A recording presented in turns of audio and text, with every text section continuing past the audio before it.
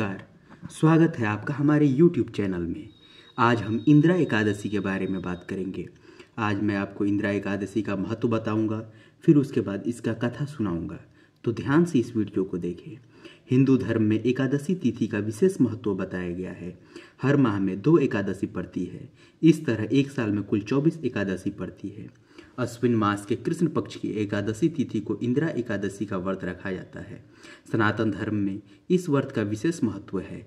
यह एकादशी पितृपक्ष में आती है, इसलिए इसका महत्व और भी अधिक बढ़ जाता है। धार्मिक मान्यता के अनुसार इस दिन भगवान विष्णु की पूजा करने और व्रत रखने से पितरों की आत्मा को मोक्ष मिलता है।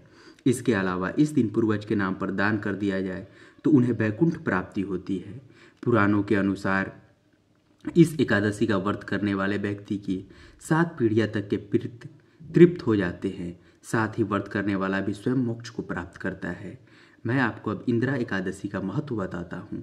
सनातन धर्म में इंदिरा एकादशी का विशेष महत्व बताया गया है।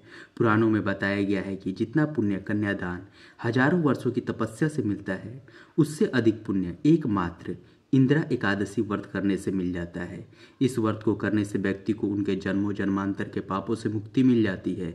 इसके अलावा इस एकादशी के व्रत से यमलोक की यातना का सामना नहीं करना पड़ता है और व्रत करने वाला भी स्वयं स्वर्ग में स्थान पाता है। शास्त्रों में उल्लेख है कि यदि कोई पूर्वज जाने अनजाने में हुए पापों कर्मों के कारण दंड भोग रहा होता है तो इस दिन विधि विधान से व्रत कर उनके नाम से दान करने से पितृ स्वर्ग में चले जाते हैं और सभी पापों से मुक्ति पा लेते हैं। अब मैं आपको इंदिरा एकादशी की कथा का विस्तार से सुनाता हूँ। पौराणिक कथा के अनुसार सतयुग में इंद्रसेन नाम के एक राजा महिष्मती नामक क्षेत्र में राज करते थे। इंद्रसेन राजा भगवान विष्णु के परम भक्त और धर्म के मार्ग पर चलने वाले थे। एक दिन वह सुचारू रूप से अपना काम काज कर रहे थे और अचानक देव ऋषि नारद का उनकी राज्यसभा में आगमन हुआ। राजा ने देव ऋषि नारद का स्वागत का सत्कार कर उनके आगमन का कारण पूछा। देवर्षि नारद जी ने बताया कि कुछ दिन पूर्व वो यमलोक गए थे। वहां पर उनकी भेंट राजा इंद्रसेन के पिता से हुई। राजन, आपके पिता ने आपके लिए संदेश भेजा है।